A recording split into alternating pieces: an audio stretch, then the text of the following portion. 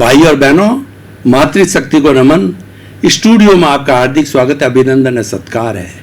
सनातन सत्य, दृष्टि विज्ञान, ये कार्यक्रम आपको रियल पुरुषार्थ देता है, रियल एफर्ट्स देता है और रियल एफर्ट्स के माध्यम से आपका सीधा संबंध आपके अस्तित्व से होता है।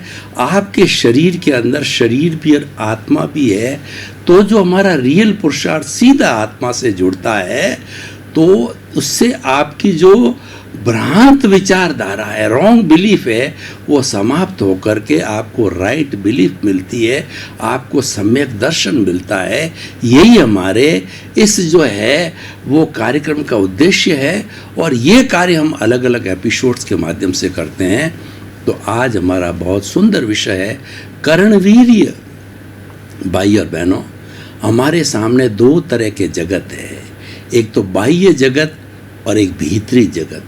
बाह्य जगत है ये इंद्रियों का जगत है और भीतरी जगत है आपके प्रभु का, आपके भगवान का, आपके आत्मा का, आपके हरि का जो है वह संसार है। तो हमें संतुलन बिठाना है, हमें होलिस्टिक होना है, हमें बाहरी जगत में भी रहना है और भीतरी जगत में भी रहना है। जब दोनों का हम चिंतन करेंगे, होलिस्टिक बन जाएंगे। और अकेला चिंतन अधूरा है, अकेला चिंतन हमें किसी मंजिल तक नहीं पहुंचाएगा। हमने लब्धि वीर्य की जो है खूब गहरी व्याख्या की, यानी हमारे भीतरी संसार की हमने बहुत व्याख्या कर चुके हैं। अब हम आज बाहरी जगत की व्याख्या करेंगे, कर्ण वीर्य की व्याख्या करेंगे।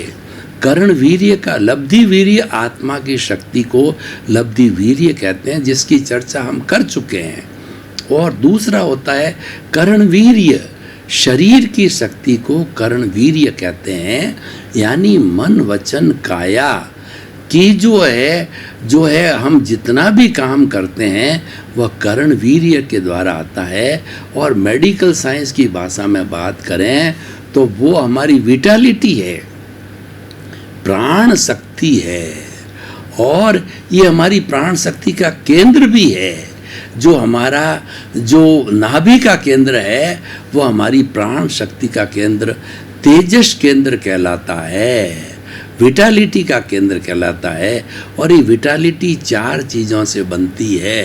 पहला भोजन, दूसरा पानी और तीसरा ताप अग्नि, सूर्य की अग्नि विटामिन डी, और चौथा जो है वह हमारा प्राणवायु ऑक्सीजन। ये चारों मिलकर के ये जो है हमारा कर्ण वीर्य बनाते हैं, विटालिटी बनाते हैं। और इस विटालिटी को प्राप्त करके हम मन वचन काया की सब प्रवृत्ति करते हैं। मन के द्वारा वर्तमान का चिंतन करते हैं और भूतकाल की स्मृति करते हैं और भविष्य की कल्पना करते हैं, हम मन के द्वारा करते हैं। और वचन के द्वारा हम बोलते हैं, हमारी भाषा बनती, जैसे मैं बोल रहा हूँ ये वचन कहलाता है, ये वाक कहलाता है।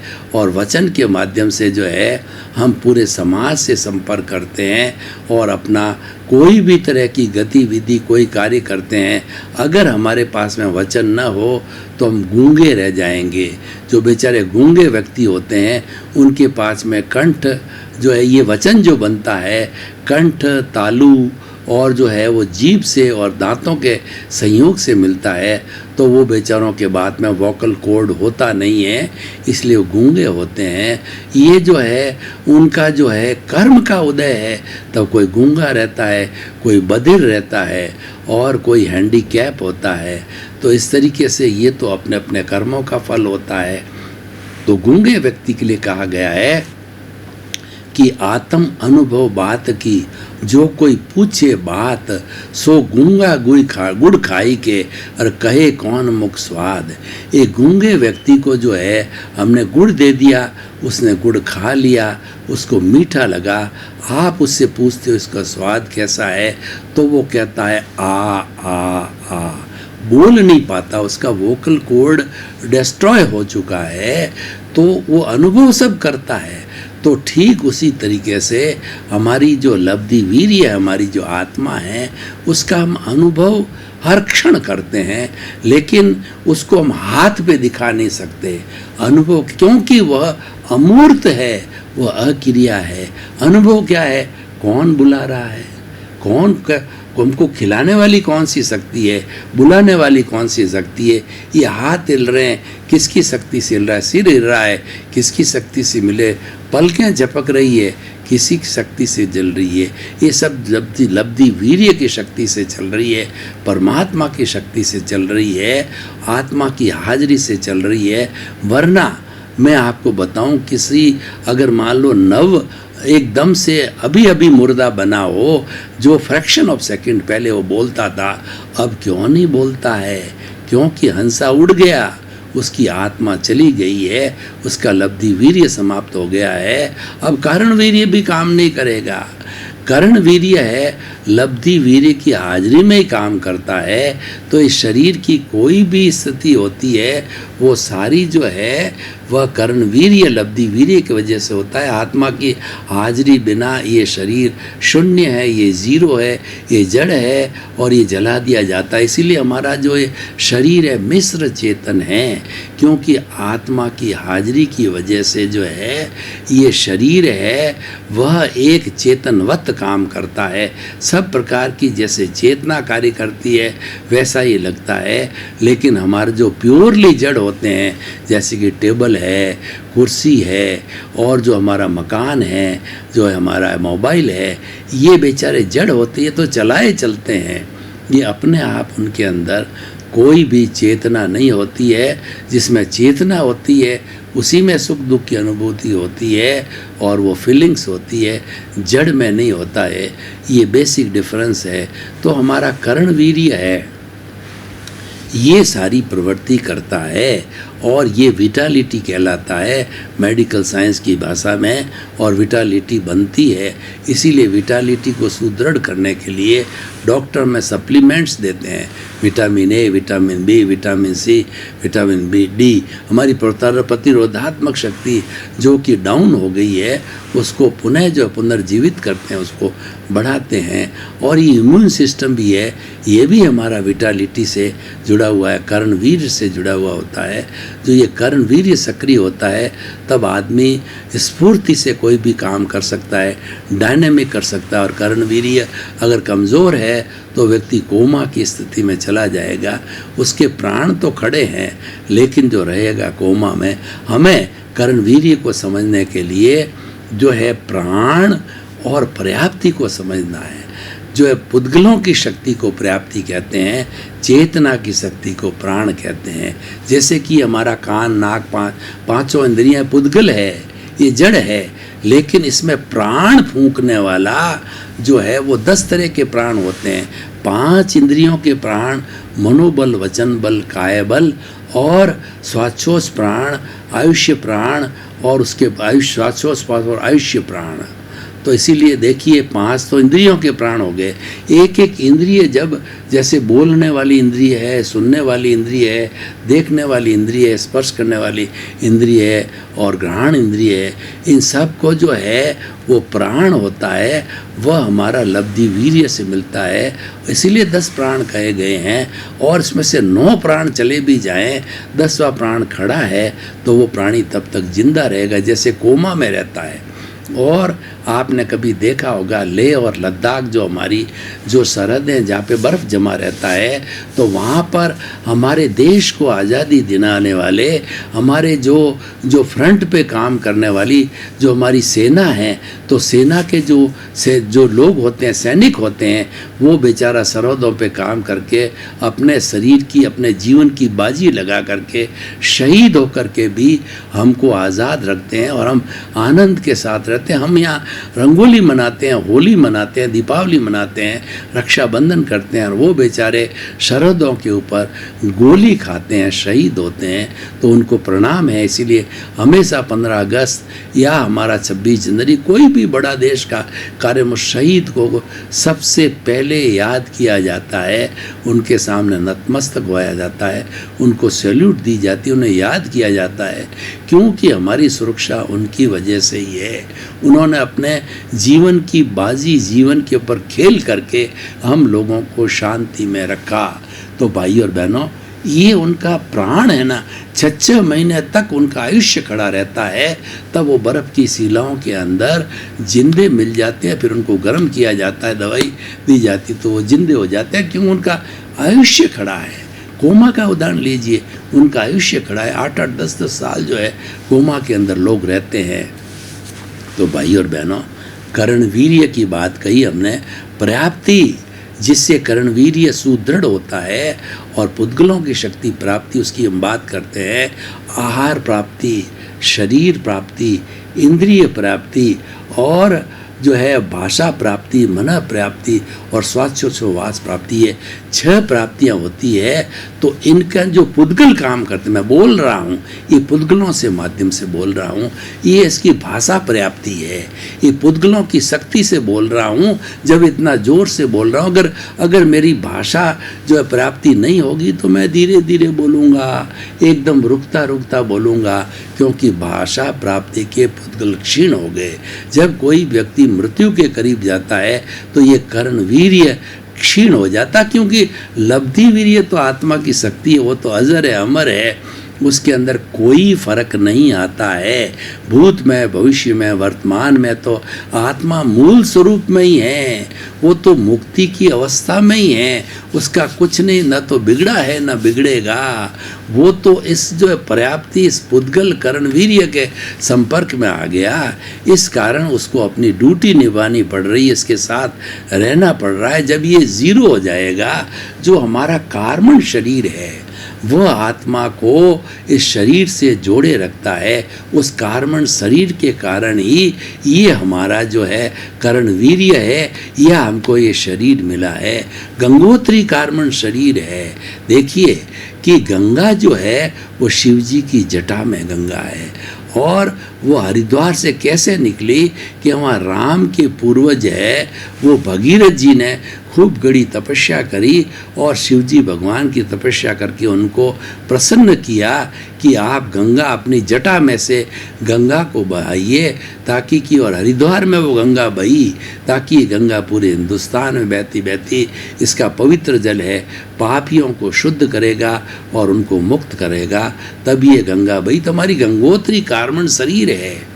हमारे जैसे जैसे कर्म है उसी के अनुसार मन होता है, वचन होता है, काया होती है, कर्णवीर्य होता है, और वो 8 तरह के कर्म होते हैं।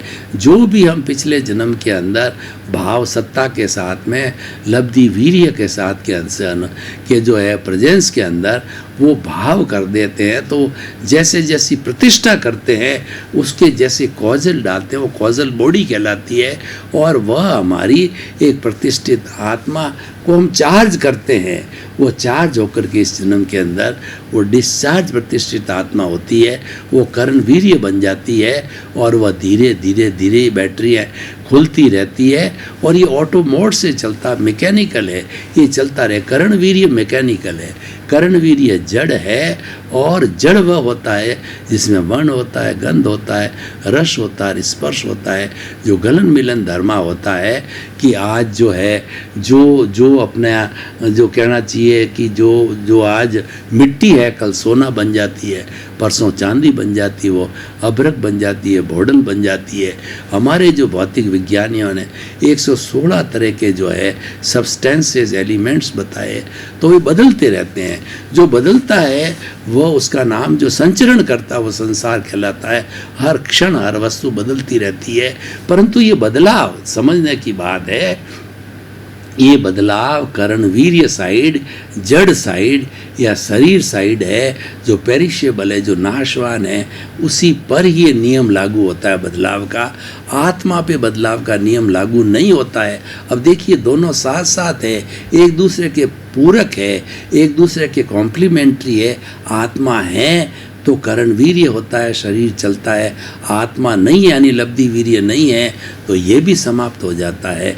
इसकी प्रतिष्ठा मूल है हमारा लब्धि वीर्य, मूल है हमारी आत्मा की शक्ति है, मूल हमारी आत्मा। आत्मा की शक्ति पौधली नहीं है, असंख्य चेतनामय परमाणुओं के पिंड को हम आत्मा कहते हैं। वो तो चेतना के परमाणु हैं, वो प्रकाशवान परमाणु है, चेतनामय परमाणु, वो अमूर्त परमाणु हैं, वो दिखाई नहीं देते हैं, लेकिन उनकी शक्ति को एक शक्ति रूपक का शब्द कहिए, उसकी शक्ति को लब्धि वीर्य कहते हैं आत्मा, क्योंकि ये शक्ति बिना तो आत्मा भी क्या करेगी, और आत्मा तो अनंत शक्ति वाली, अनंत ज्ञान वाला, अनंत दर्शन वाला है, अनंत शक्ति वाला, अनंत सुख का धाम है। वो तो इस शरीर में 60 खरब कोशिकाएं, एक एक कोशिका को पावर हाउस बनाता है। इतना बड़ा हमारा हरि है, तो जो हरि करे सो खरी, और हरि अनंता, हरि कथा अनंता, उस हरि की कथा करते रहो, यानी आप प्रतीति, जागृति और अनुभव की साइड में रहो। और आपकी प्रतीति तो जब आपको गुरु ने ज्ञान दे दिया, प्रत्यक्ष ज्ञानी पुरुष ने जब ज्ञान दे दिया और आपके सम्यक दर्शन दे दिया, आपको सनातन सत्य दे दिया, तो वो प्राप्ति के बाद के अंदर तो जो है आपकी धीरे धीरे जो है वो प्रतीति तो 100% बिठाई दी है, फिर जागृति वो आपका रियल पुरुषार्थ है। और ये कर्ण वीर्य है, ये तो हमारी स्वतंत्रता है, ये तो हम पीछे से लेकर, ये अलग है, और हमारा रियल पुरुषार्थ अलग है। ये कर्ण वीर्य को हम रिलेटिव पुरुषार्थ भी कह सकते हैं। रिलेटिव पुरुषार्थ का मतलब हुआ मन वचन काया जो कर्ण वीर्य से चलते हैं, वह उसकी शुभ प्रवृत्ति को, देखिए 3 तरह की प्रवृत्ति होती है। एक तो होता है अशुभ भाव, शुभ भाव और शुद्ध भाव। अशुभ भाव तो हम करते हैं, तो अशुभ भाव में हमारे पुण्य का, हमारे पाप का बंधन होता है, और हमको झुग्गी झोंपड़ी का जीवन मिलता है। तो हम चाहते नहीं हैं, पर वो कर लेते हैं। तो जितनी पापकारी प्रवृत्ति है, वो पापकारी प्रवृत्ति के जब हम कर्मों का बंधन करते हैं आश्रम के माध्यम से, तब वो पापकारी प्रवृत्ति होती है, लेकिन वो करना नहीं है। और दूसरी जो है हमारी शुभ प्रवृत्ति, मन वचन काया की शुभ प्रवृत्ति है, वह हमारा रिलेटिव पुरुषार्थ है। और मन वचन काया के लिए कहा गया है कि मन वचन काया तथा उससे जुड़ी हुई हर अवस्था मात्र कुदरती रचना है, जिसका कि कोई बाप भी रचने वाला नहीं है, और वह व्यवस्थित है, वह तो जड़ है, वह तो नाशवान है, वह तो भुगतान है, वो तो उदय और प्रारब्ध के अधीन है, वो तो डिस्चार्ज है। जो चार्ज पिछले जन्म में हुआ था, प्रतिष्ठा की थी प्रतिष्ठित आत्मा, वही जो इस जन्म के अंदर डिस्चार्ज रूप के अंदर डिस्चार्ज प्रतिष्ठित आत्मा है, वो तो चलता रहेगा। वो सारा हिसाब है। वो हिसाब कैसे है कि देखिए मैं आपको बताता हूँ। कर्ण वीर्य से जुड़ी हुई बात, बाहरी जगत की बात करता हूँ कि माता का जो है स्टार्ट कहाँ से होता हूँ।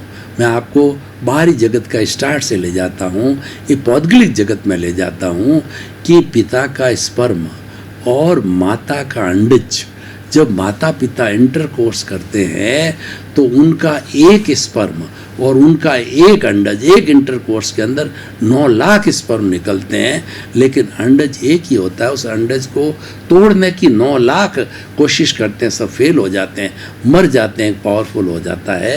एक स्पर्म जो अंडज में घुस जाता है, ये अंडज और स्पर्म 2 अलग अलग आत्माएं होती है। वो आत्मा जो है दोनों मर करके और तीसरी आत्मा को जन्म देते हैं। वो एम्ब्रियो कहलाता है, वो भ्रूण कहलाता है, और वो भ्रूण ही बढ़ करके 9 महीने के अंदर बड़ा होता है। अब देखिए यहाँ कर्ण वीर्य जो है ना, 3 तरह के हमारे जो वीर्य होते हैं। एक तो होता है हमारा लब्धि वीर्य की मैंने बात करी, और आहार 3 तरह के होते हैं। ओज आहार और जो है वो ओज आहार, और हमारा जो है द्रव्य आहार, और एक हमारा रोम आहार, जो कि हम रोम से सांस लेते हैं और रोम आहार है।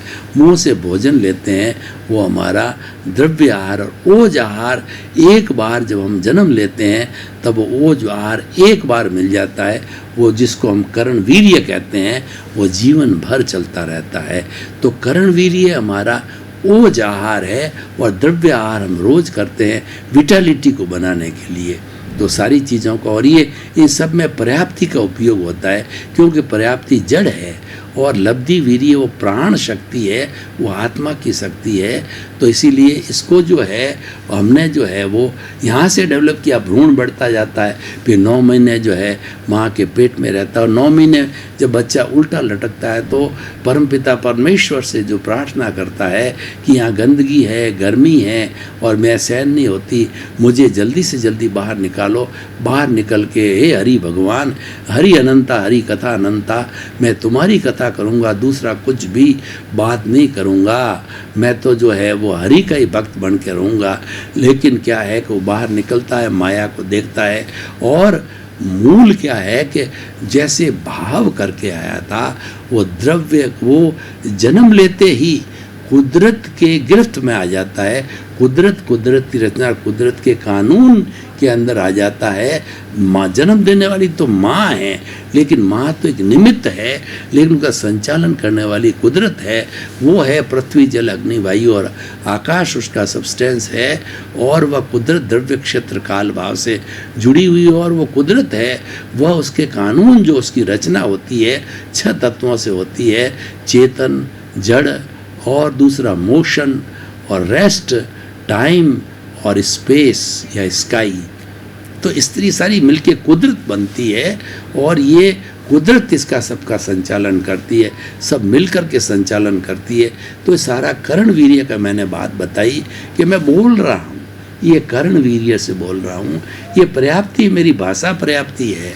और मन से चिंतन किया जाता है, मन प्राप्ति, वो भाषा पर्याप्ति, वो पर्याप्ति है, मन पर्याप्ति। इसलिए 6 प्राप्ति बहुत इम्पॉर्टेंट है जो मैंने बताई है कि आहार प्राप्ति, भोजन की प्राप्ति, आहार, शरीर प्राप्ति, ये शरीर है, तो ये चलने के लिए इसमें पर्याप्ति चाहिए, इसमें शरीर की पुद्गल चाहिए। तो आहार प्राप्ति, शरीर प्राप्ति, इंद्रिय प्राप्ति, जो भौतिक इंद्रिया है 5, उन 5 की जो है वह होती इंद्रिय प्राप्ति। आहार प्राप्ति, शरीर प्राप्ति, इंद्रिय प्राप्ति, श्वास प्राप्ति, सांस आ रहा है, जा रहा है, जब तक सांसा, जब तक आंसा, लास्ट मोमेंट तक चलता है, ये श्वासोच्छ्वास प्राप्ति, ये भी पौद्गलिक है। ये आत्मा को छोड़ करके सारा जगत पौद्गलिक है, पूरा ब्रह्मांड पौद्गलिक है। चेतना सिर्फ आत्मा में होती है, और शरीर वह जड़ है, लेकिन आत्मा की वजह से वो चेतनवत बन जाता है। तो आहार प्राप्ति, शरीर प्राप्ति, इंद्रिय प्राप्ति, श्वासोच्छ्वास प्राप्ति, भाषा प्राप्ति, बोल रहा हूँ, मन प्राप्ति से चिंतन बड़ी इम्पोर्टेंट है। ये हमारा कर्ण वीर्य से जुड़ा हुआ और बड़ा इम्पोर्टेंट टॉपिक है कि हमारा जितना भी भुगतान होता है, जन्म का लेन देन होता है, कोई सेवा लेता है, कोई देता है, वो सारा कर्ण वीर्य से चलता है। कोई कमाता है, कोई खेलता है, कोई राजा बनता है, कोई प्राइम मिनिस्टर बनता है, ये सारा कर्ण वीर्य के माध्यम से होता है। और कुदरत के कानून जैसे कर्म होते हैं, वैसे निमित्त बन करके भेज देते हैं। किसी को आज मोदी जी को प्रधानमंत्री बनना होगा, तो मोदी जी का उपादान था, और उस उपादान की वजह से प्रधानमंत्री बन गए। और जो है वो हमारे जो राष्ट्रपति महोदय, उनका उपादान था, तो वो कोविंद साहब जो है वो जो है कोविंद है, वो हमारे राष्ट्रपति बन गए। तो इस तरीके से कर्मों के अनुरूप होता है, वह उसको मिल जाता है, तो वह तो उसका भुगतान है, वो तो चलता रहता है। ये सारा पौद्गलिक है, ऑटो मोड से चलता है। ये डिस्चार्ज आत्मा है, और ये भाव आत्मा ने जैसे जैसे भाव किए थे, प्रतिष्ठा की थी, उसकी प्रतिष्ठा से जो है वो कॉजल बॉडी बन गई, और कॉजल बॉडी इस जन्म के अंदर द्रव्य आत्मा बनती है। और द्रव्य आत्मा जो है अधीन होती है कुदरती रचना, कुदरत के कानून के तहत, और वो उदय और गीता की भाषा में प्रारब्ध के हिसाब से चलता रहता है। तो भाई और बहनों, अब इस एपिसोड को मैं ओपन टू द ऑडियंस करता हूँ कि आपका इसके बारे में क्या सुझाव है, और आपके क्या प्रश्न हैं, क्या जिज्ञासा है आपकी, और इसकी क्या रिलीवेंस है, इसकी क्या सोशल स्टडी है, तो क्या वायबिलिटी है। तो हमने बहुत खोल करके आपको जो है कर्ण वीर्य के बारे में बताया। यानी जितना भी हमारे जीवन से, एक व्यक्ति के जीवन से संबंधित जितनी भी चीज़ें हैं, वो सब कर्ण वीर्य से संचालित होती है। लेकिन यह न भूलना भाई और बहनों, आपका बहुत बहुत धन्यवाद। आप हमारा ये सनातन सत्य कार्यक्रम देखते रहिए। इस कार्यक्रम को देखने से जो है आपको ज्ञान मिलेगा, आपको रियल पुरुषार्थ दृष्टि विज्ञान मिलेगा, और दृष्टि विज्ञान के माध्यम से आप आगे बढ़ कर के सिद्ध बुद्ध मुक्त हो सकते हो। आपके प्रति मंगल भाव। Thank you sir.